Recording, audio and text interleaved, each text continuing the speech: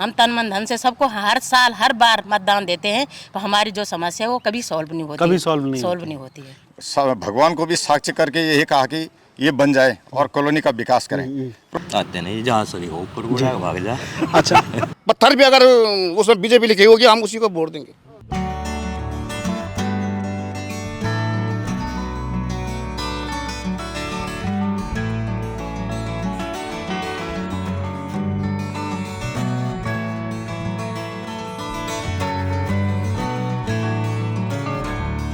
लोकसभा चुनाव जोर शोर से तैयारियां चल रही हैं। चुनावी प्रचार इस समय रफ्तार पकड़ रहा है और इस समय मैं हूं हरिद्वार लोकसभा के खानपुर विधानसभा में। खानपुर का ये नंदा कॉलोनी का इलाका है और अब हम यहाँ के लोगों से जानेंगे कि वो क्या सोचते हैं, इस बार उनके क्या मुद्दे हैं, क्या वो किस तरह से वो वोट करने वाले हैं, उनका ओपिनियन जानने की कोशिश करते हैं। ये खानपुर विधानसभा की नंदा कॉलोनी है। हमारे साथ कुछ महिलाएँ हैं, कुछ पुरुष हैं, उनसे बात करते हैं कि उनके क्या मुद्दे हैं, क्या वो सोच रहे हैं इस बार चुनावों में। लोकसभा चुनाव आ रहे हैं, आप लोगों के क्या मुद्दे हैं? हमारा मुद्दा ये है कि सबसे पहले जो त्रिवेंद्र सिंह रावत को टिकट मिला है अच्छा है, नए वो कैंडिडेट चुन के आ रखे हैं, अच्छा है, उनको मौका दिया गया। पहले वो सीएम थे, अब उनको सांसद की जो मिली है वो अच्छा है वो, लेकिन थोड़ा हमारा भी यहाँ पे बिजली की समस्या है, हमें रोडों की समस्या है, वो हमारी इस समस्या को सुनेंगे। मैं ये जानना चाहता हूँ कि जब आप लोग ये तय करते हैं कि किसी को वोट देना है तो कुछ मुद्दे होते होंगे, उनके आधार पर चुनते होंगे कि हमें ये हमारे मुद्दे हैं, जो हमारे इन मुद्दों को सुनेगा हम उनको वोट देंगे। आप क्या सोचती हैं? आपका नाम भी बताइएगा प्लीज़। मेरा नाम शांति चौधरी है और हमारा सबसे पहले मुद्दा यही है कि मोदी जी जो हमारे लिए और हमारे देश के लिए करे वो एक सबसे सराहनीय कार्य है। किसी भी प्रधानमंत्री और किसी भी मुख्यमंत्री ने आज तक ऐसा काम नहीं किया जो मोदी जी और योगी जी कर रहे हैं। सबसे पहले उन्होंने हमारी महिलाओं की सुरक्षा और ये जो भी विकास के कार्य, आयुष्मान कार्ड फैसिलिटी, राशन पानी, कोरोना का टीका, जो भी जितनी भी फैसिलिटियाँ इतनी दी उन्होंने, इतना कोई भी प्रधानमंत्री नहीं दे सकता है। ये मुद्दे आप? हाँ, हमारे ये मुद्दे कि हमें रोड और पानी, बिजली और हमारी सुरक्षा सबसे पहले हमारी सुरक्षा। अब ना यहाँ रोड है, ज़्यादातर आजकल मुख्यमंत्री बनने के बाद या सांसद बनने के बाद लोग भूल भी जाते हैं, इसीलिए हमारे सांसद हो या मुख्यमंत्री हो अपना टिकट खो देते। पर हमें बहुत खुशी हुई कि इस बार त्रिवेंद्र रावत जी को उन्होंने टिकट दिया। आप क्या सोचते हैं मैम? मैं ये जानना चाहता हूँ कि कोई भी बता सकता है, मतलब मेरा सवाल आप सभी के लिए है, कोई भी बता सकता है। हम भी यही, नमस्कार, मेरा नाम सुमन रावत। हम भी यही सोचना चाहते हैं कि बीजेपी में आज तक जो भी ये नरेंद्र मोदी जी अपने माननीय और योगी जी हैं, इन्होंने हमारे देश के लिए, महिलाओं के लिए, गरीबों के लिए काफ़ी प्रयास किया, हर एक चीज़ के लिए। तो वैसे ही हमारे लिए भी बिजली, ये पानी, रोड और हमारी महिलाएं जो भी जहाँ पे भी जिसकी उसकी सुरक्षा के लिए वो हमारे साथ खड़े हो जाए, हम उनके साथ हमेशा खड़े रहेंगे। आप लोगों के लिए यही जो आपके बिजली पानी के मुद्दे हैं वो मेन बिजली का ही है। अब गर्मी आने वाली है, मेन मुद्दा बिजली का ही है। क्या यहाँ पर गर्मियों में बिजली कटती है? कटती है, बहुत कटती है, क्योंकि हम लोग गांव की तरफ है, शहर की तरफ नहीं है, क्योंकि ये गांव से हमारी बिजली का वो है, इसलिए हमें भी शहर की तरफ लेकर के बिजली का हमें सबसे पहले बिजली एक मुद्दा है। लेकिन इस तरह के मुद्दे तो अक्सर विधानसभा चुनाव में या जो लोकल बॉडी के इलेक्शन होते हैं, खासकर विधानसभा चुनाव में उठाए जाते हैं। उस समय आप लोगों ने जब 2022 में वोट किया होगा और जो मौजूदा विधायक हैं, तो उनसे आपने इन मुद्दों पर बात नहीं किया? हमने उनसे भी किया था, बहुत ज़्यादा किया। हम तो ऑफिसों तक गए बिजली के उसमें बात करने के लिए कि हमें बिजली का मतलब सबसे पहले बिजली चाहिए। मैं ये जानना चाहता हूँ कि जब महिलाएं वोट करती हैं तो जैसे आपने कहा सुरक्षा का मुद्दा है, बिजली, सड़क, पानी, जो आपका बेसिक मुद्दे हैं, उसके अलावा और कोई ऐसा मुद्दा होता है जिस पर आपका ध्यान होता है? कैंडिडेट को आप लोग देखते हैं या मुद्दे को देखते हैं? किस तरह से वोट करते हैं? हमारा मेन मुद्दा है कि हमारे यहाँ लाइट नहीं रहती, 12-12, 14-14 घंटे हमारे यहाँ गर्मी में लाइट नहीं रहती। मेन तो यही मुद्दा है हमारा जी। उसके अलावा भी बहुत सारी चीज़ें हैं यहाँ, जैसे हमारे यहाँ सिविल लाइन की वो नहीं है, पानी का बहुत दिक्कत हो रही पानी की, तो इसलिए। तो ये मामले आपने कभी अपने विधायक से नहीं कहा इस मामले पर? विधायक से भी कहे हैं, पर कहाँ विधायक साहब ने तो जीत के यहाँ मुँह भी नहीं दिखाया। क्या कह रहे हैं हम?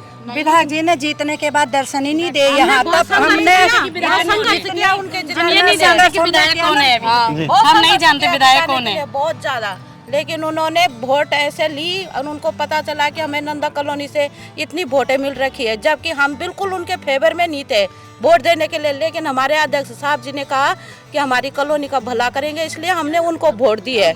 लेकिन शायद जिंदगी में हमने एक भूल करी है, वो वोट दे के, और हमें उसका बहुत पछतावा है। हाँ, कुछ नहीं कर जी कि जो हमने उनको विधायक बनाया, फिर उन्होंने बोला कि यहाँ से हमको भी वोट नहीं मिली, अच्छा, ये बाद वो आए ही नहीं यहाँ। खानपुर विधानसभा के विधायक हमेशा चर्चा में रहते हैं, कोई भी हो अक्सर चर्चा में रहते हैं। क्या पिछली बार जब आपने वोट दिया तो जिस तरह की बयानबाजी पहाड़ के लोगों को लेकर हुई, उसकी वजह से भी नाराजगी थी क्या?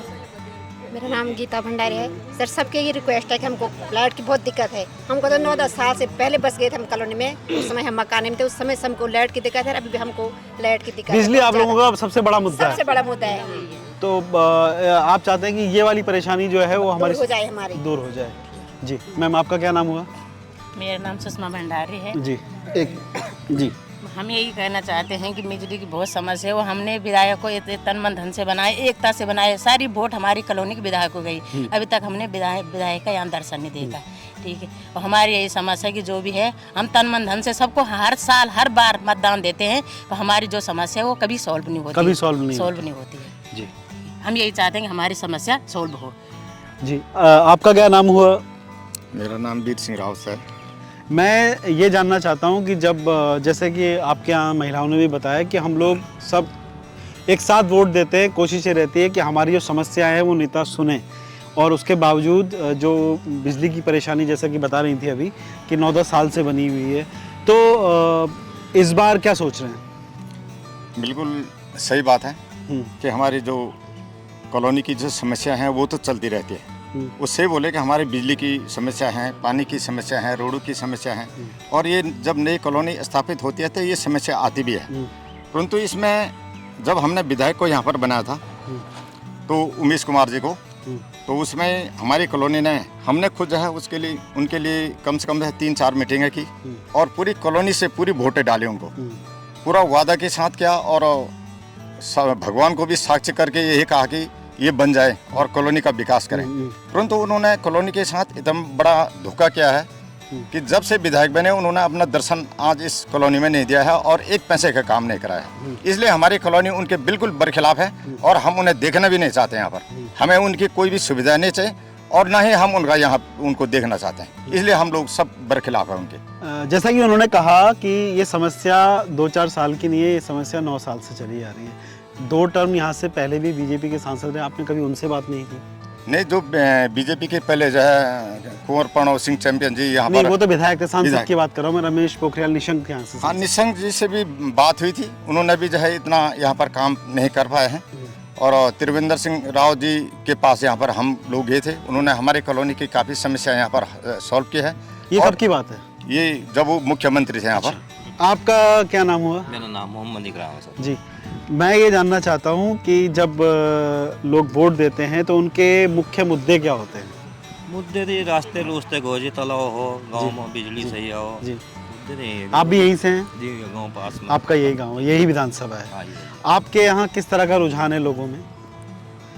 रुझान तो साहब जी 2-3 बार वोट भी रानी है कि हमारी था जी, पढ़नो ही ठीक विधायक था हमारा। हाँ, तो फिर विकास करे यहाँ से, रास्ते कुछ नहीं बना था। अच्छा, और बिजली भी भाग जाती, फोन कर दे एकदम आ जाती। अच्छा, अब विधायक फोन नहीं उठाते हमारे उमेश जी।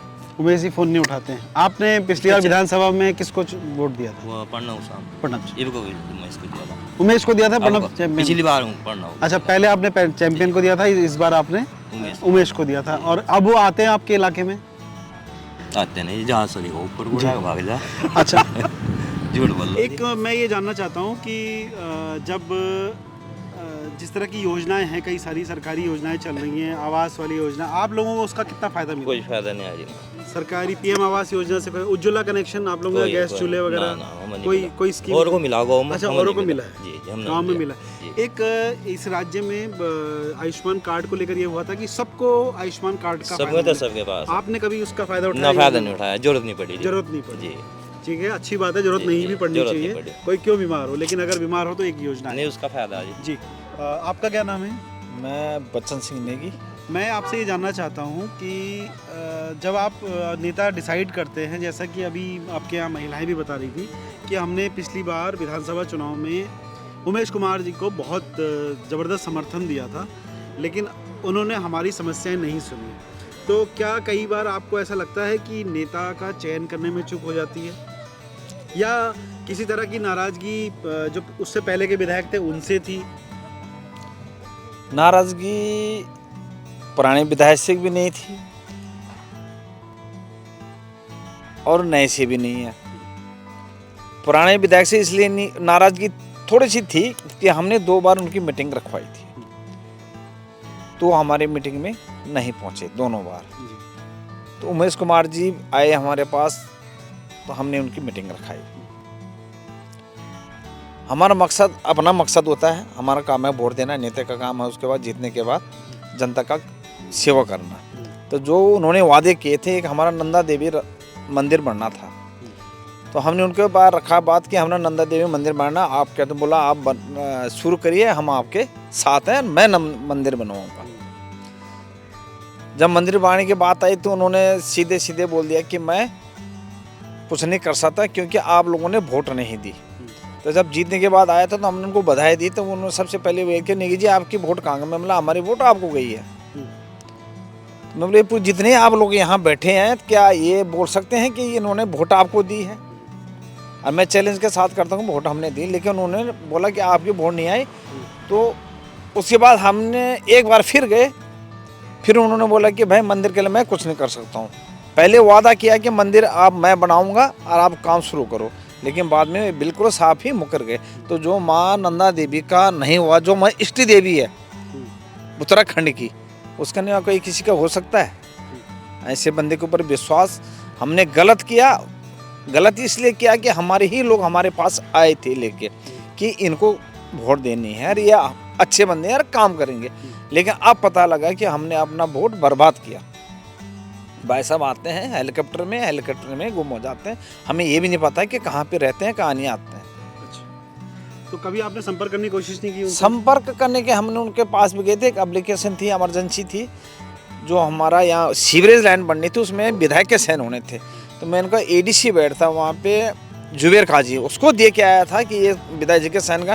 बोले नेगी जी कल ले लेना आप, आज विधायक जी आ रहे हैं कल लेना। मैं बोला वेट को, बोला ना मैं साइन कर दूंगा। आज 2.25 साल हो गए, वो एप्लीकेशन साइन नहीं हुए क्योंकि भाई साहब यहाँ रहते नहीं है, तो साइन कहाँ से करेंगे? पिछली बार यहाँ से जो सांसद थे वो भी एक पूर्व मुख्यमंत्री रहे, उसके बाद वो केंद्रीय मंत्री भी रहे, इस बार भी एक पूर्व मुख्यमंत्री को उतारा है, तो कैसे देखते हैं आप? हाई प्रोफाइल हो जाती है जब कोई पूर्व मुख्यमंत्री से का कैंडिडेट यहाँ से उतरता है तब। देखो जी, हम तो उस बंदे की इज्जत करेंगे जो इज्जत देगा। हम जब त्रिवेंद्र रावत जी मुख्यमंत्री थे तो कुंवर पंडम चैंपियन जी की ही बदौलत हम मुख्यमंत्री जी के पास गए थे, 11 कॉलोनी के अध्यक्ष। हम अपनी समस्या लेके गए थे, तो त्रिवेंद्र सिंह रावत जी का मैं शुक्रगुजार करता हूँ और धन्यवाद करता हूँ उनका कि उन्होंने हमारी बातों को रखा और आगे रखा, पटल पे रखा, और 1 हफ्ते के अंदर हमारा जो भी समस्याएं थी, उन्होंने एक तो रोड का था, बिजली के पोल में जो पुराने तार लगे थे उसका केबलीकरण करवाया और 1000 मीटर रोड दी, और सभी कॉलोनी के, मेरे नंदा कॉलोनी ने भले हर कॉलोनी को दिया, लेकिन उसके बाद आज तक हमारा भी कोई भी काम नहीं हुआ।